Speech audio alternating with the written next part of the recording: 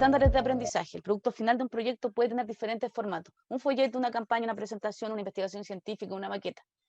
Para definir el producto final que han de crear los alumnos deben tener en cuenta las competencias y estándares de aprendizaje que se van a desarrollar con esto. Ahí vamos a explicar algunas cosas que son clave, pero en breve para que podamos trabajar en la evaluación. Por ejemplo, lo primero, las competencias clave. ¿Cuáles son las competencias clave? Por ejemplo, las que existen 7 competencias clave o aprendizaje imprescindible que el estudiante debiese finalizar. Por ejemplo, aquí habla de la educación obligatoria, que habla principalmente cuando se prepara para el mundo laboral. Conciencia y expresiones culturales, comunicación lingüística, competencia matemática y también el tema de la lógica basado en ciencia y tecnología, competencia digital, el aprender a aprender, competencias sociales y cívicas, por ejemplo, el poder interactuar con los demás, sentido de iniciativa y espíritu emprendedor, la capacidad emprendedora. Estándares de aprendizaje, bueno, el tema de lo clave a las competencias señala que son desempeños determinantes es como las competencias base para la adquisición de otras competencias más complejas. Sin embargo, el adjetivo básica se usaba antes, pero ahora se habla de claves, de estas destrezas claves. Por ejemplo, en la escuela tradicional, destrezas básicas, ¿cuáles eran? El conocimiento mínimo y suficiente y la visión de la educación era estática. Actualmente se habla de competencias clave y ¿en qué se traduce?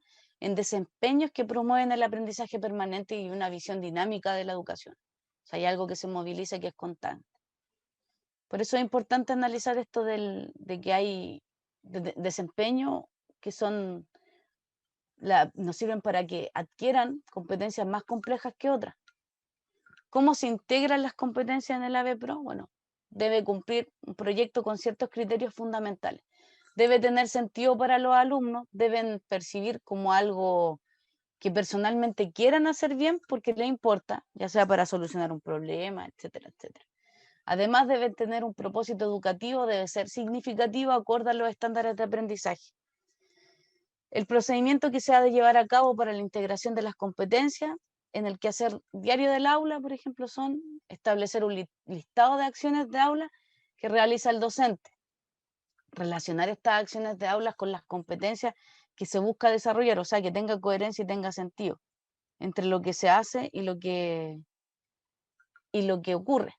Categorizar las diferentes acciones de aula en 3 tipologías, ejercicio, actividad y tarea.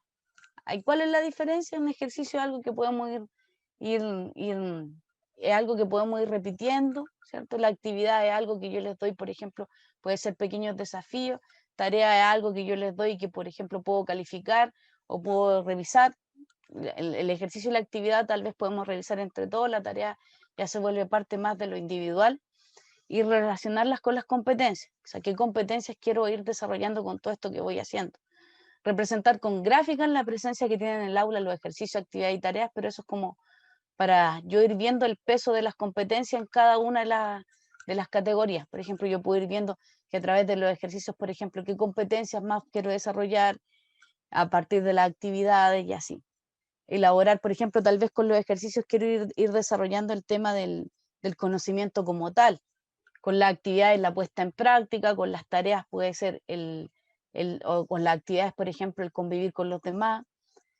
Y el paso 5, elaborar una tarea sencilla de área o materia integrando actividades y ejercicios. Una tarea sencilla para ir practicando, por ejemplo, esto del tema del ABPRO, porque, ojo, que es una metodología que no todo el mundo está acostumbrado porque venimos de una educación más tradicional, incluso actualmente, en los modelos de colegio. Y si yo voy realizando ciertas actividades que se parezcan a lo que vamos a hacer, va a ser mucho mejor, más relevante y los estudiantes van a actuar de manera más rápida. Aquí dice que una tarea consiste en la elaboración de un producto final o relevante que permita resolver la situación, problema real de los estudiantes. El ejercicio es una acción descontextualizada y no referida a la vida real, que el alumno ejercita de forma mecánica. Y por eso yo les decía, porque generalmente se utiliza para repetir, memorizar, reproducir. Las actividades requieren de aplicar un proceso mental sencillo, ¿cierto?